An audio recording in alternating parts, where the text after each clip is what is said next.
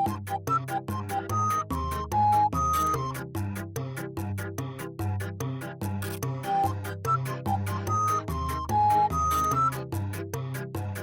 guys, it's me, Cameo from Confessions of a Doll Collector's Daughter, and I have a guest today, the Reluctant Reviewer, also known as Barbee0913 on YouTube. So one of the most popular questions that I receive, and I'm sure my mom does too, is what is that scary doll with the big brown eyes and the sad looking face in your videos?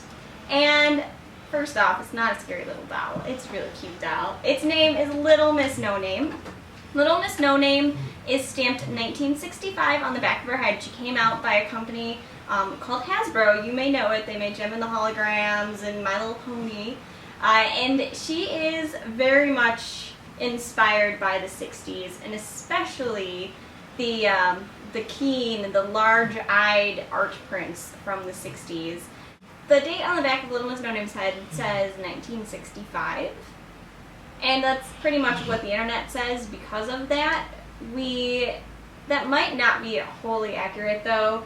My mother has a different idea of when she got it, and if it was only out a year, then it would have been actually later than 65, which would make sense because in apparently 1968, Little Miss No Name was on a cocoa tin, one of those buy the cocoa and give us a couple dollars and we'll send you a Little Miss No Name doll advertisements. 1965 might be when she was conceived and her head mold was created, but she was probably on store shelves in 66 and 67 or somewhere around that time.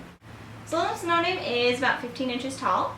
She was only out 1 year because people just didn't connect with her. She came out as this doll with the tear. So she comes with a tear, and her box, which was so adorable, said, "I need someone to love me, I want to learn to play. Please take me home with you and brush my tear away." So touching, right? Hasbro thought everyone would want one and want to take her home and make her happy, but unfortunately, children did not like her very much. Parents didn't like her very much. They either thought she was scary or sad looking. But my mother had one of these, which is why we have 7 on the table. Because I don't have one anymore, that's why. She fell in love with it. So she's going to tell her story in her Little Miss No Name adventure. I received my Little Miss No Name between 67 and 68. My cousin came and took us to a store, and you used to have catalog stores, and then you had a catalog showroom that came later. We went to the catalog showroom. It was a place that you came in, and all the items were in glass cases, and they had little pieces of paper. If you wanted something, you took the paper and then you gave it to the clerk, and then on this big giant conveyor belt, it would come up from the warehouse, and then that's how you bought it. I don't know why we had catalog showrooms. Seems like stores to me, but it was a novelty at that time. Little Miss No Name was in a big giant glass case with a bunch of other pretty little dollies, a bunch of Chatty Cathys. I can't remember the other dolls that were in there, and I was allowed to get a doll that I wanted on that trip. So I picked Little Miss No Name, and my cousin, the things you remember, who's a lot older, 15 years older, she couldn't understand why I picked the ugly doll and not one of the pretty dolls. And I said, "But she's so sweet. You want to take care of her." And she goes, "All those pretty dolls, and you picked that one." Made me feel terrible about my purchase, but I loved my doll. So I brought Little Miss No Name home. Originally, she came with one of these little green, thin little headbands that is nailed to the top of her head. Easy to take off. Most of the ones you find today are really pretty much lack of their elasticity. She also came wearing her potato sack dress that was hooked together in the back with a big giant safety pin, and she did have panties, no shoes. This one has the tear on there. It's an iridescent little tear that's hooked to a plastic post.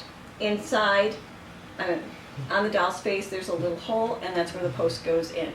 Her tear is not glued to her face, contrary to some people's belief. It was not glued. It came in and off by the post. I used to keep mine. That was the point.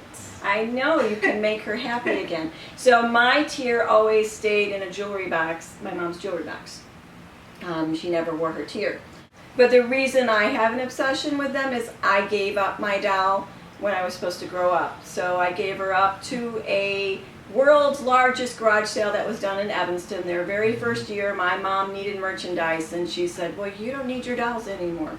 So if you picked up a doll at the very first Evanston garage sale, and she was Little Miss No Name, and she had her tier, because I made sure I got her tier out of the jewelry box and put it back on her in 1972, then perhaps you have my doll, and I hope she's having a wonderful time at your house. But that's where she went, and ever since then I decided I wanted my doll back, so I go and try to rescue ones I see. And the kicker of that story is that it was a doll dealer that bought it from my mother's table to then sell at her own table. Yes.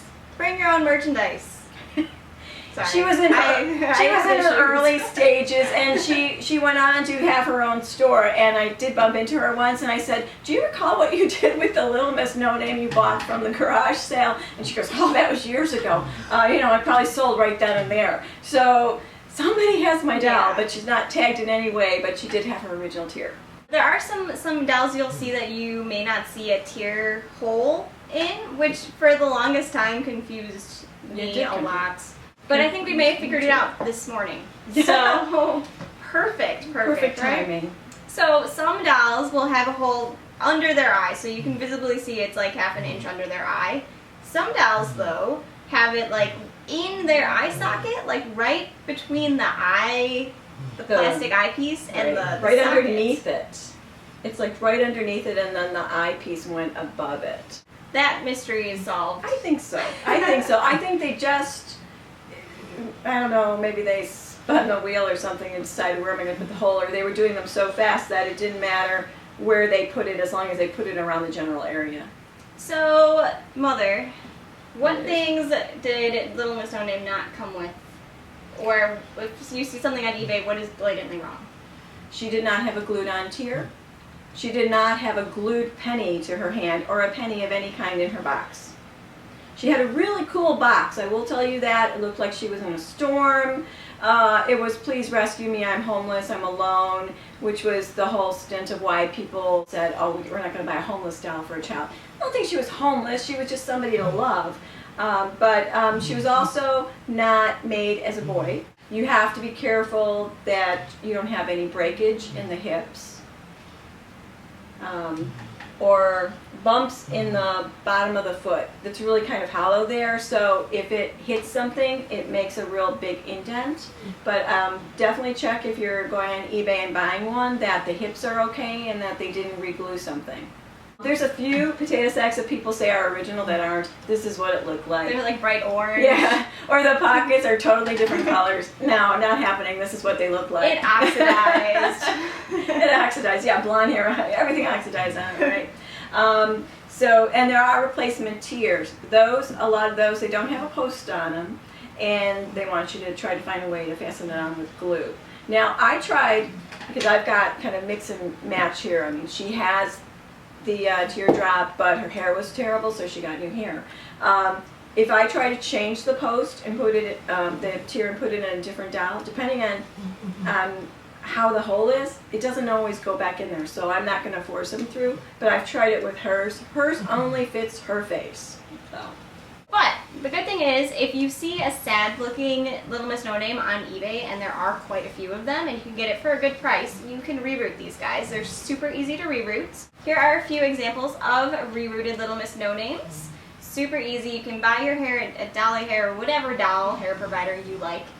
You can pop the head off and then use a tool or knot method, again, however you like it, and you can give new life to these dolls.